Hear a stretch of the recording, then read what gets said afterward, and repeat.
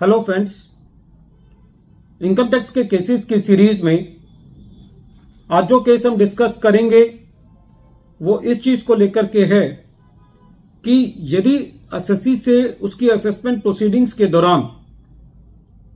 उससे cash deposit का source पूछा जाता है और वो ये एक्सप्लेन करता है कि ये कैश डिपॉजिट एसएससी ने अपने ओपनिंग कैश बैलेंस में से किया था और एसएससी की ओपनिंग बैलेंस शीट बकायदा इनकम टैक्स डिपार्टमेंट में सबमिट है, उसके रिटर्न सबमिट है और रेवेन्यू इस बात को साबित नहीं करता कि एसएससी ने अपना ओपनिंग कैश बैलेंस कहीं और खर्च किया था, तो क्या ऐसी परिस्थिति में इनकम टैक्स डिपार्टमेंट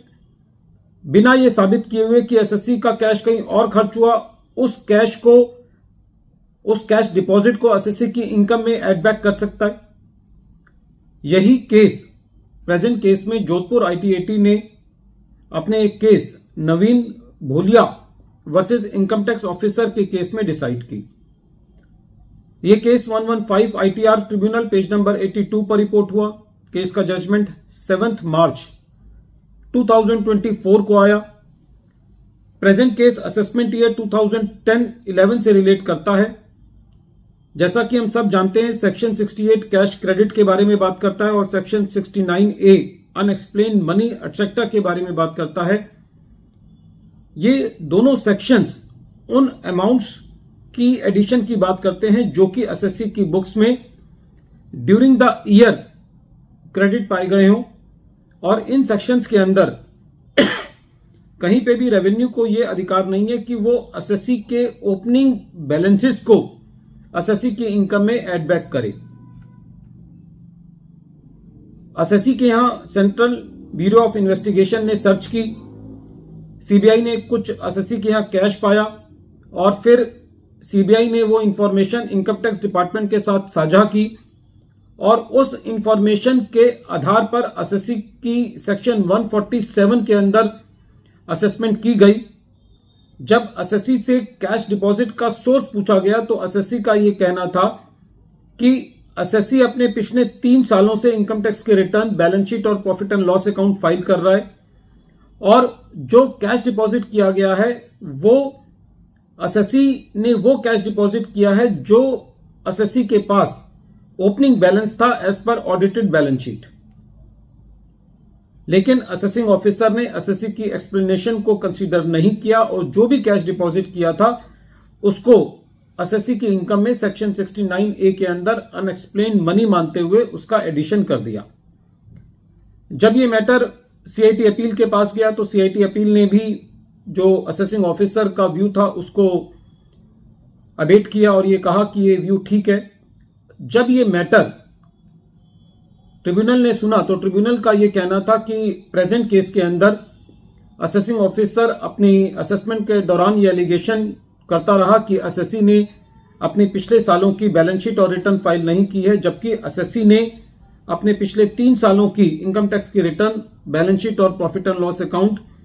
फाइल किए थे। ट्रिब्यूनल का यह कहना था कि जो ओपनिंग बैलेंस ऑफ कैश होता है जो कि as per audited balance sheet और प्रॉफिट एंड लॉस अकाउंट होता है, और जब एसएससी ने इनकम टैक्स की रिटर्न फाइल की हुई होती है तो वो ओपनिंग बैलेंस ऑफ कैश जो है वो अपने आप में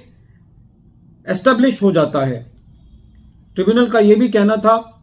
कि जब एक बार रेवेन्यू एसएससी की बैलेंस शीट और प्रॉफिट एंड लॉस को एक्सेप्ट कर लेता है तो इसका मतलब यह है कि डिपार्टमेंट को जो उस बैलेंस शीट का कैश बैलेंस है उसको भी एक्सेप्ट करना होगा। ट्रिब्यूनल का यह कहना था कि जो एसएससी का क्लोजिंग बैलेंस ऑफ कैश था पिछले साल में वो एसएससी का ओपनिंग बैलेंस ऑफ कैश बनता है। तो ऐसी परिस्थिति के अंदर प्रेजेंट केस के अंदर जो असेसिंग ऑफिसर था उसने एसएससी के कैश बैलेंस को अप्रिशिएट नहीं किया और ट्रिब्यूनल का फर्दर यह कहना था कि जब रेवेन्यू ने एसएससी की बैलेंस शीट और प्रॉफिट एंड लॉस अकाउंट की हर फिगर को एक्सेप्ट कर लिया है तो ऐसी परिस्थिति के अंदर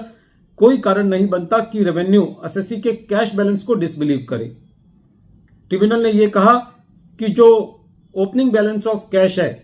प्रेजेंट केस के अंदर वो ये माना जाएगा कि वो एसएससी के पास अवेलेबल था कैश डिपॉजिट कराने के लिए और ट्रिब्यूनल ने यह भी कहा कि प्रेजेंट केस के अंदर जो ओपनिंग कैश बैलेंस है उसका एडिशन सेक्शन 69A के अंदर जस्टिफाइड नहीं है। ट्रिब्यूनल ने यह कहा कि जो बैलेंस पिछले साल से कैरी फॉरवर्ड हुआ है प्रेजेंट केस के अंदर, उसको एसएससी की करंट ईयर की इनकम में एड बैक नहीं किया जा सकता। इस केस का निष्कर्ष यह है कि यदि एसएससी ने कोई कैश डिपॉजिट किया है और एसएससी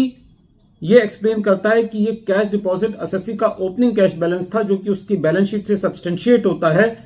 तो रेवेन्यू बिना ये साबित किए कि ये ओपनिंग कैश बैलेंस एसएससी ने कहीं और खर्च कर दिया होगा, उसको एसएससी की इनकम में सेक्शन 68 या 69A के अंदर उसका एडिशन जस्टिफाइड नहीं है।